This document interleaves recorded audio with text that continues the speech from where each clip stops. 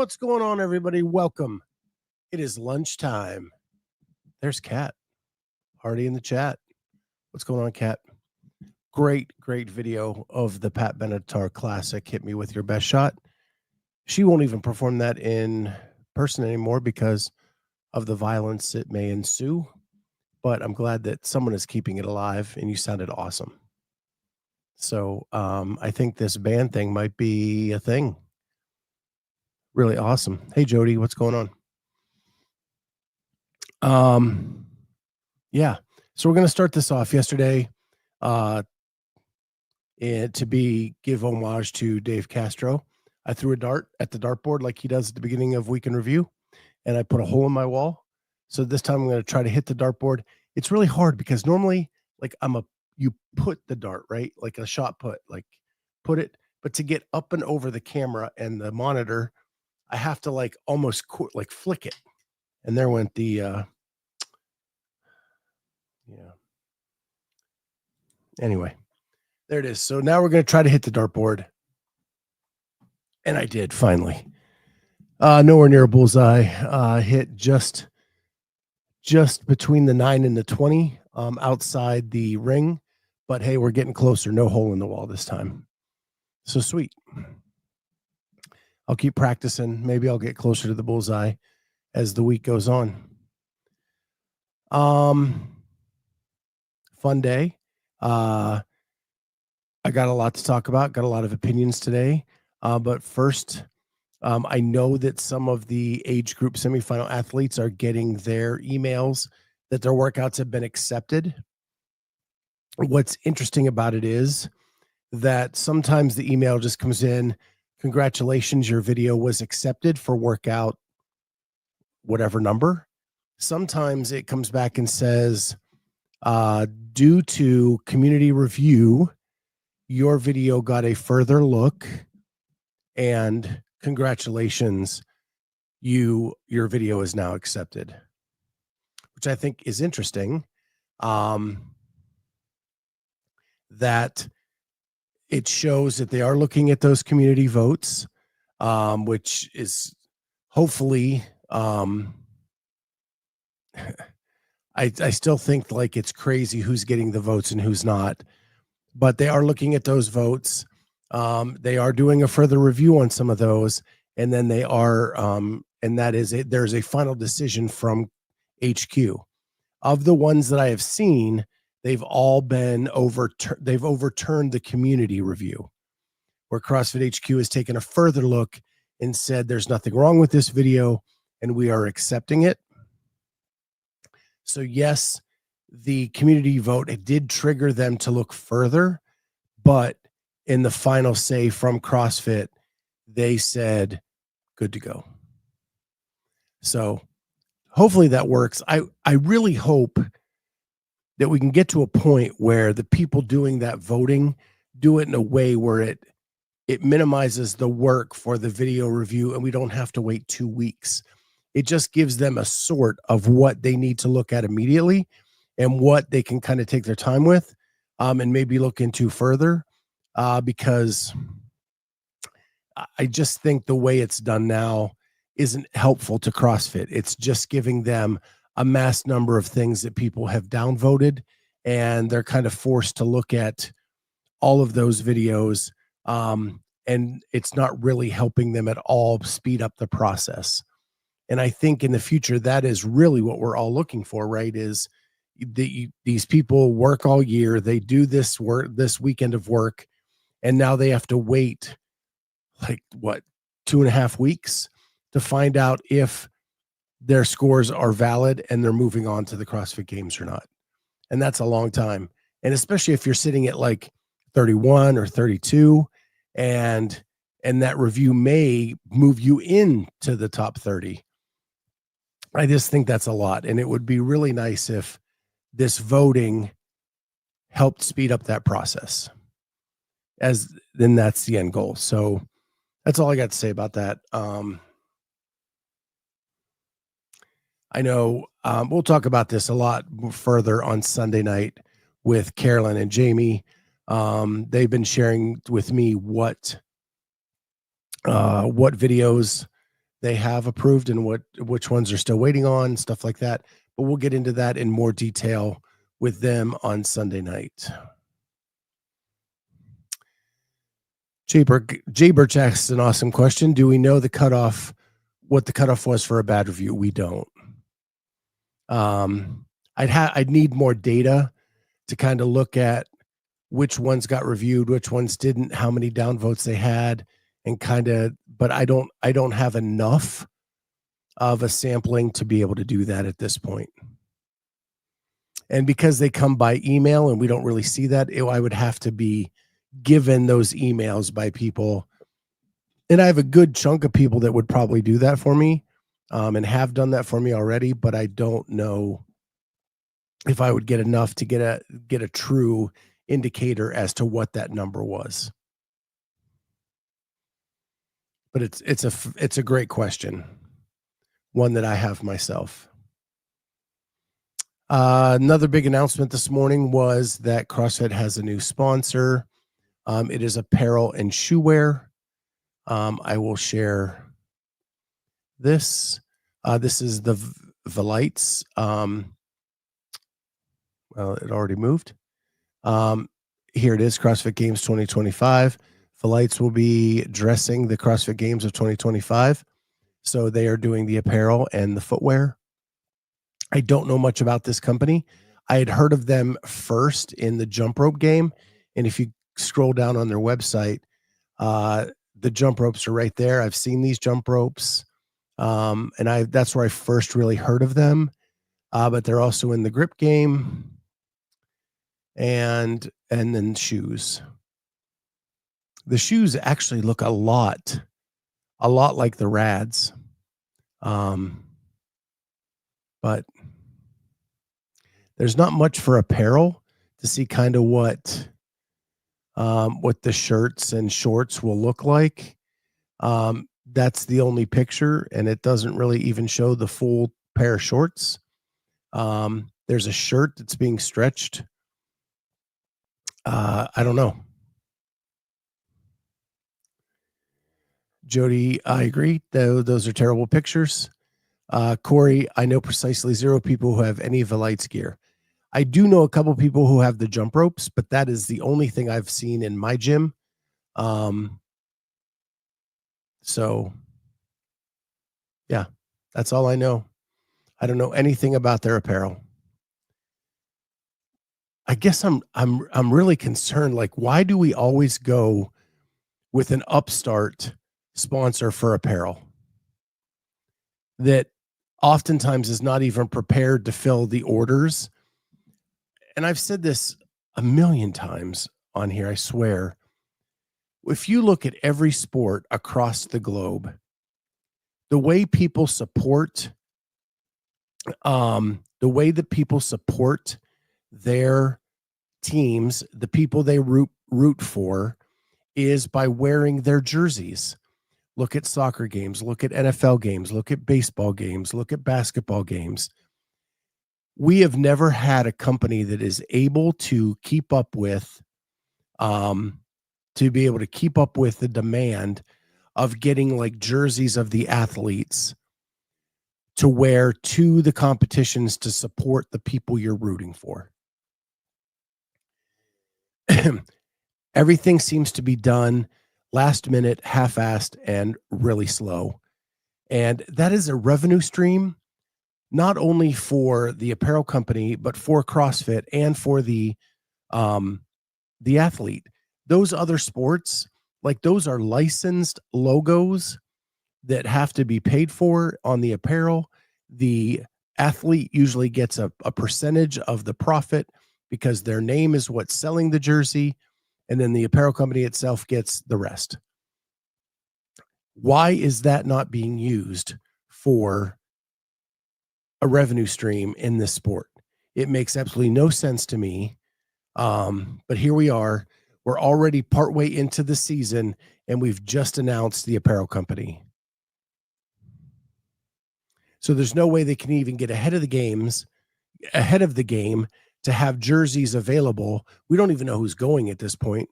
But they should be making Colton and Austin jerseys already. and Abby and Fee jerseys already and have them ready for this.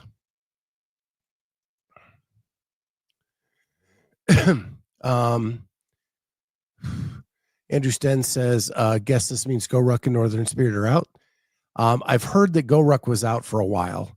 I'm surprised about the Northern Spirit piece. And maybe Northern Spirit wasn't the games last year. They were only age group adaptive and the teens as well, teens and masters. And this Velites deal is only the elite athletes from what I read today. Train to Live says Velites grips are awesome. They look good. I mean, D. Reed says, I buy my clothes from Vindicate and Mayhem. I do like Mayhem clothes a lot. So there. Halpin jumps in. I heard jersey printing last year was a logistics nightmare. This cannot be that complicated. There's only X number of athletes. There's only X number of possibilities. You should be able to do a quick print of something at the games. And if you know who's there, you should be able to print the jerseys ahead of time. Like I don't understand it. There should be a minimum that would sell for most of the people there. I don't know. And Corey echoes what I said. This is just for the elite athletes.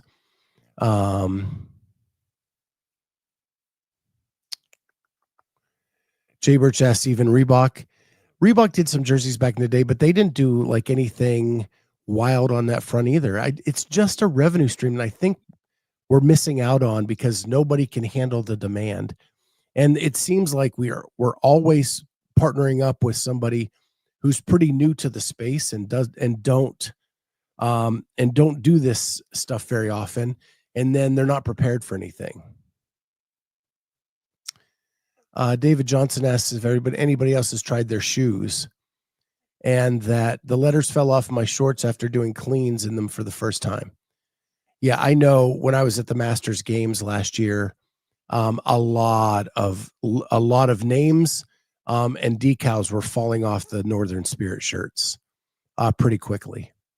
So yeah, again, jerseys have been around for a very long time and they have tried a million different things. Why is it that we cannot get this right? I mean, go to every year I've been to the games, people are wearing stuff, anything they can to connect with the athletes they root for. I just don't know. So, and I don't know who did the open shirts this year. I know that CrossFit had the store again. I don't know who supplied that store. I thought it was Northern Spirit, but I could be wrong. So yeah, so this was announced today that they will be the new partner for apparel and shoe wear at the CrossFit Games. And I guess we'll pay attention to see how it goes this year. Jody Lynn asks, when is your cross-country trip and when will you be doing lunchtime on location? So I think it starts next Thursday. I think it's either Wednesday or Thursday. So the apartment complex my daughter is trying to get only allows, if you ask them to hold an apartment longer than 7 days out, they make you pay for the month before you're there to reserve it. So the apartment complex she's looking at has a handful of openings, but she cannot reserve pay the deposit on the lease until 7 days before we get there. So we got to figure out whatever that day is, and then we're backing it up like 3 days to make the trip. It's really bizarre, but I will try to do the show on the road. I've really been contemplating getting an extra line on my phone and getting an iPad with cell service so that I could do some stuff like that on the road. And if I go back to the office, it gives me a tool to do it there. So I'm hoping to do it on the road, and I'm hoping to do Sunday Night CrossFit Talk that following Sunday from Montana. But I just got to figure out the logistics before I leave. It'd be really cool if I did a lunch with the Clydesdale live from like Mount Rushmore or something like that. That'd be pretty cool. But my hope is to do it next week. I will let you know more details as I know them. But yes.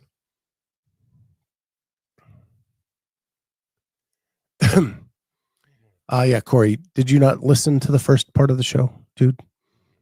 Yeah, athletes are getting emails now saying that their videos are approved and there are score adjustments being made. So yeah, that is definitely happening.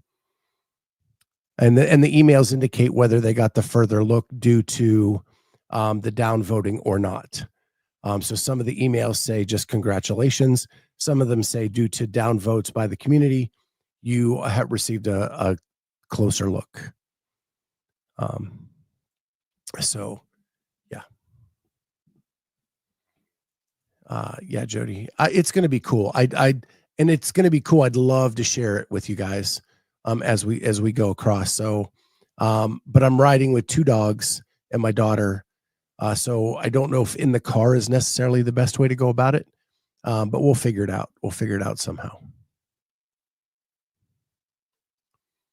The next thing I wanted to talk about is I spent last week talking about Full Swing and how much I really enjoyed it.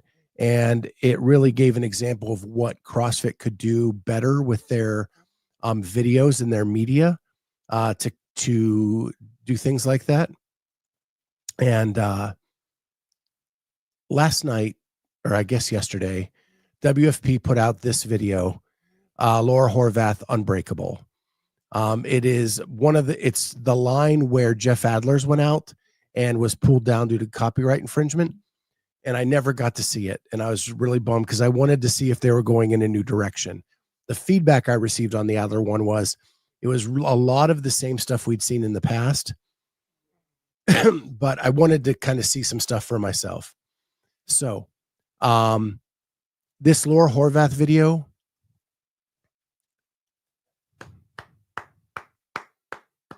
kudos to the Buddy Bros. It is a phenomenal. It is one of the best pieces of CrossFit or fitness video, since they're not allowed to use the term CrossFit. It is one of the best pieces of CrossFit content that has been put out in a long time. And I think what happened was the Buttery Bros got so good at the workout porn in their videos, the slow motion snatches, the runs in slow-mo, all that kind of stuff they got really, really good at. And because of the copyright infringement, they couldn't go back and use that material in these videos.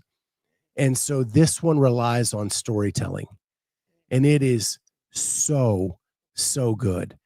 They go back to Laura's hometown. They go to the school she went to as a kid. They talk about how her mom was a school teacher. They talk about her dad's love of wall climbing or climbing walls and rock climbing, and how he wanted to like pay that forward to the kids of the community. And her parents now own a rock climbing gym, and her and Christoph actually worked it because their parents were out of the country at the time. So they kind of go there and do that. And they go to the new site of what's going to be her gym, her personal space to work out in. It's the most I've ever heard Laura talk about herself and how she grew up and all of that stuff. The storytelling was awesome. If you have not seen this video, it's a lot of what I was talking about last week. It brings a lot of that to the forefront. And I really think what happened is the Buttery Bros had a crutch removed that they leaned on a lot in their videos and couldn't use that crutch anymore. And it went back to the really old school way of storytelling that CrossFit did in like 11, 12, 13, 14. It's really, really good. it's more raw and gritty than the other stuff that's put out. It doesn't have that like polish on it that a typical Buttery Rose video has. It's still done really well. The camera work is great, but it doesn't rely on some of the same things that they do video after video after video. And it really brought out the storytelling. I highly recommend it. It's really good. Kudos to the WFP for putting this out. It is the most I've ever learned about Laura Horvath in a video ever. And so kudos to them.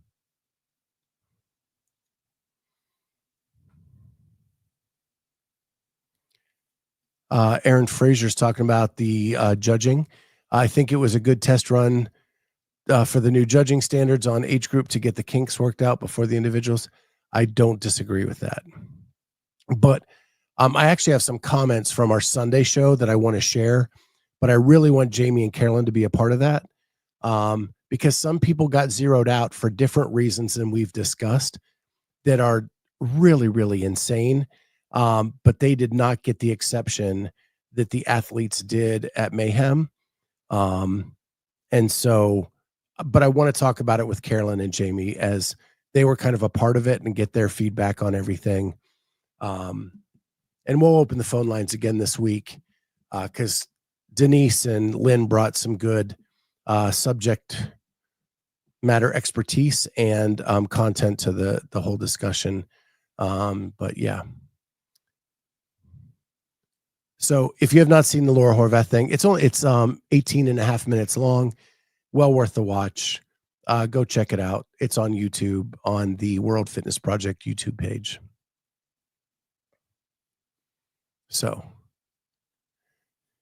Kenneth, you did not miss the Sammich talk. We're still getting there. The next thing I wanted to talk about real briefly, and it was kind of done quickly during the Dave Weekend Review, is he talked about how cool it was to go to an in-person semifinal or in-person qualifying event at an affiliate. It was done at Mayhem inside the affiliate and how cool that was.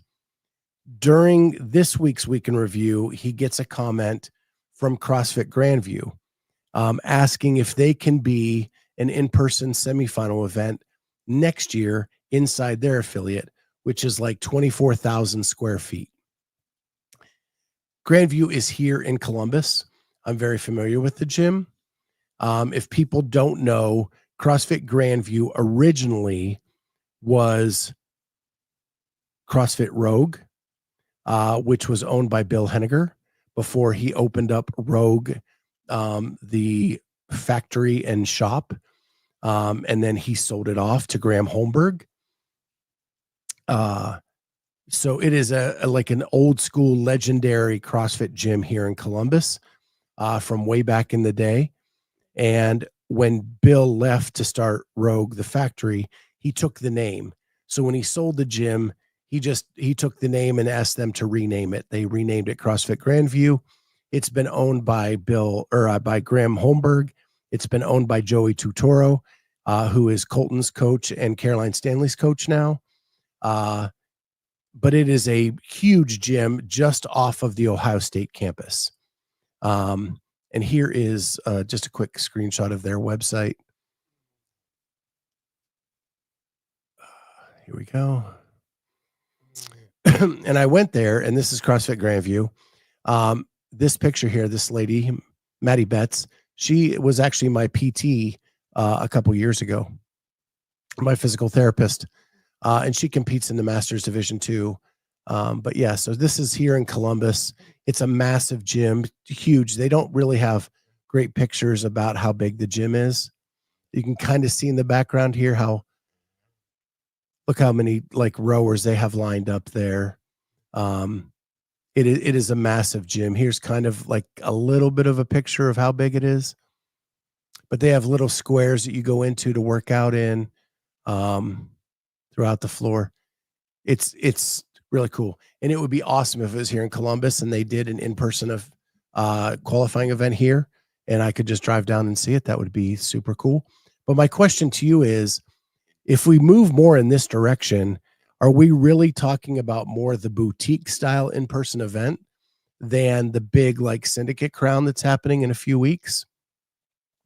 I want to see the contradiction between the two, because I think Syndicate Crown is doing a great job trying to put entertainment around the event, like the JY Barbell Challenge, the Kill Taylor piece, the teams events that are going on, and all these opportunities for us average Joes to take the competition floor. Like the JY Barbell Challenge is John and 9 average Joes are going to take the floor, do heavy Isabel, and then the elite athletes are going to take the floor after them, and you're going to see how you stand up. Kill Taylor is going to do one of the workouts that is going to be programmed for the Syndicate Crown. Taylor and 9 other athletes will take the floor, and then following that, the elite athletes will do the exact same workout. And in that one, if anybody beats Kill Taylor, or he beats Taylor in that workout, they win $500, whether it be the athletes in the heat with him in those 9, or any of the elite athletes that follow in the heats to come. Any of them will win $500 if they beat Taylor in that workout. That is stuff that I think is innovative, but it's going to be done on like a macro level. And then you have Mayhem that was done at a micro level, and more people wanting to get involved with that, where it only allowed up to 1,000 people in the building because of fire code. And the prices for the tickets were much more expensive, but you got this intimate feel to the whole thing, and they sold all the tickets. So what do you think is the future? Because we have all these half empty stadiums throughout the season. Do we go to this boutique style where we can sell it out, but it's a little more expensive for everybody? Or do we go see what Wilson can do at Syndicate Crown and have these events where it's not just the event on the floor, but what they can put around it to make it this big community event?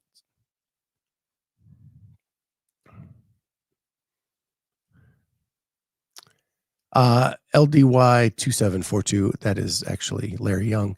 The names he told me that said they were interested aren't average Joes. Okay.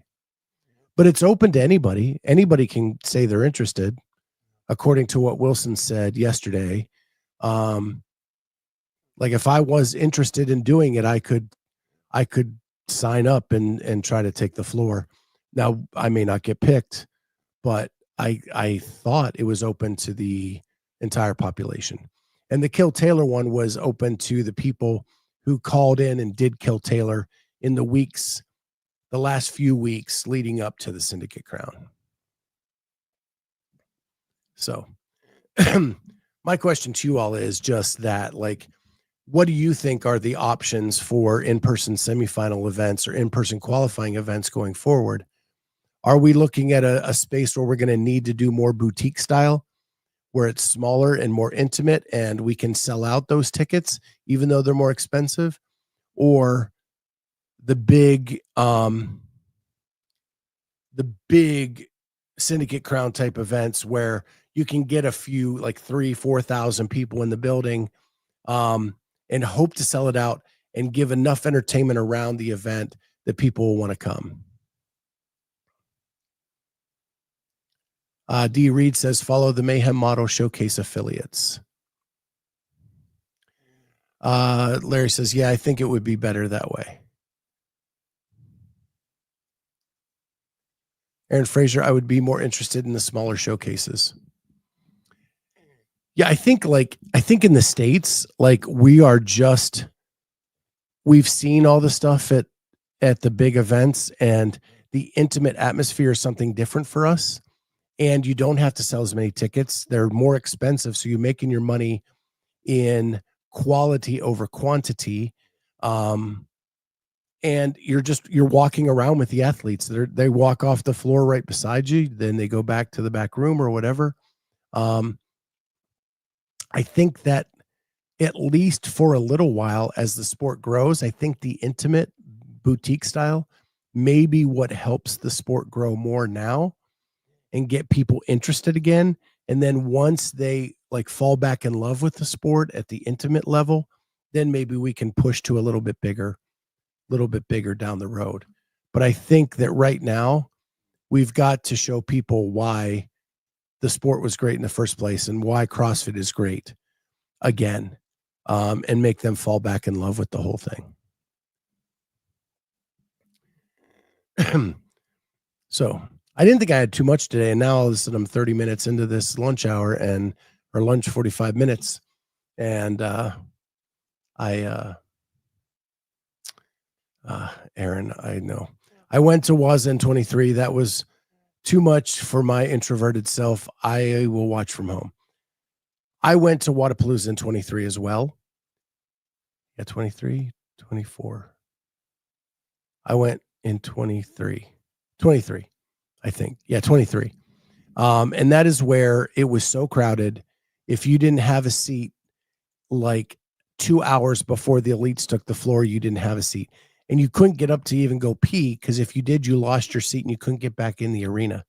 It was insane how many people were there. And I get like the in my head, all too much stimulation for me in a weekend. A couple times I just went down by the water and sat on a rock and just kind of like got away from it for a minute and took a couple deep breaths just to get away. But yeah. And Aaron had VIP, and still it was a nightmare. That's what I heard. I was actually I ran into Paige Simmons in the airport right after that. Her mom had VIP, couldn't even get in to see her to work out, to compete. It was utterly crazy. I had media credentials, couldn't even get in the media pit. Yeah, it was nuts, completely nuts. Yeah, Mayhem Classic, when I went in 20, I was my favorite event ever, and it was in Mayhem.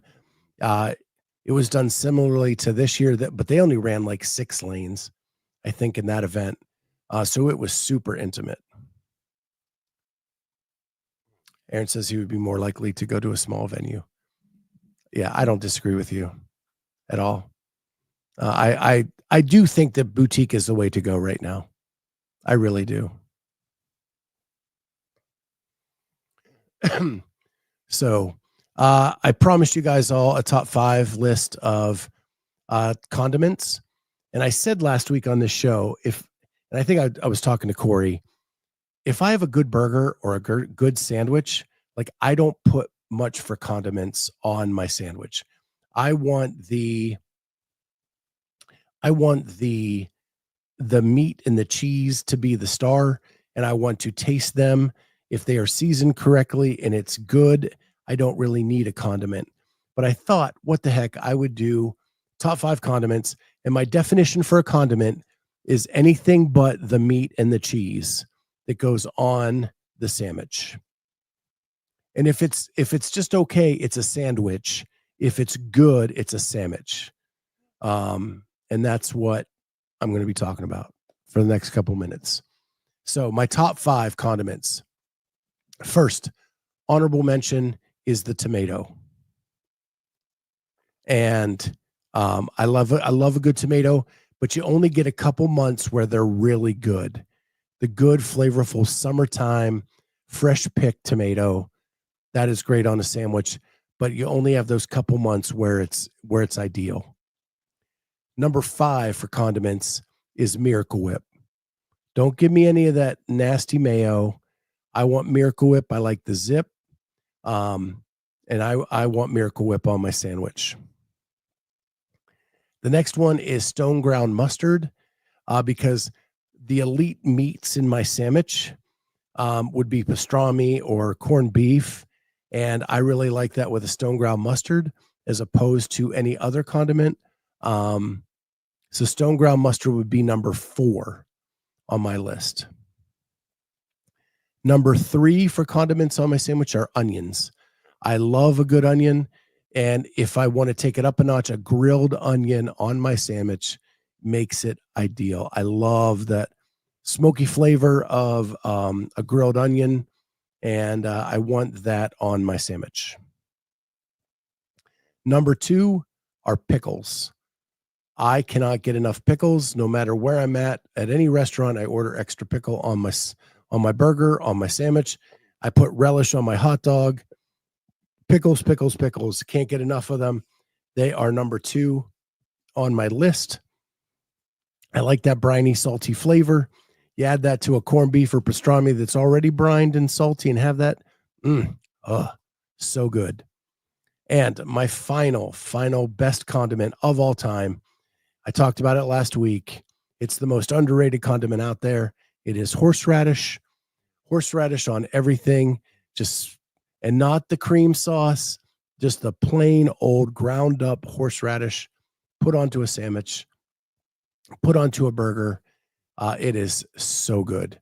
So just to recap, top 5 condiments: number 5, Miracle Whip; number 4, stone ground mustard; number 3, onions, especially grilled; number 2, pickles; and number 1, horseradish.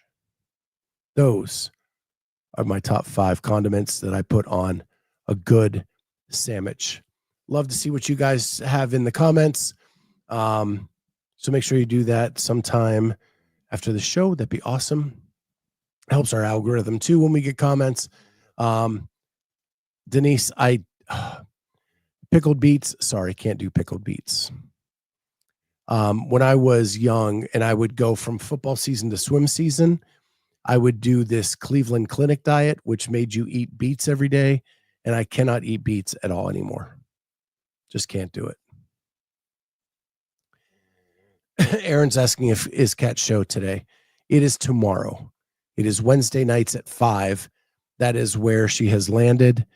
So it'll be every week, Wednesday night, 5 p.m. Will be Kat's show. I think it's already out there and posted.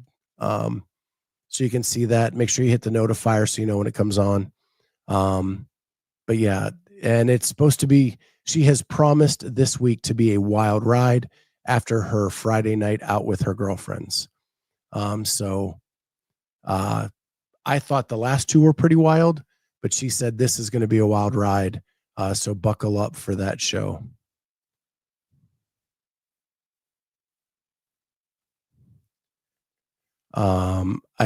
She got excited and typed something weird. She has another first date tonight. So I'm sure you'll hear about that as well. There she is. So yeah, tomorrow night, 5 p.m. Eastern time, we'll be Catching Feelings. Tomorrow at 12:15 is our Cooking Up Cajun with Corey episode of the week. So we'll be live tomorrow at 12:15. That's about all I got, man.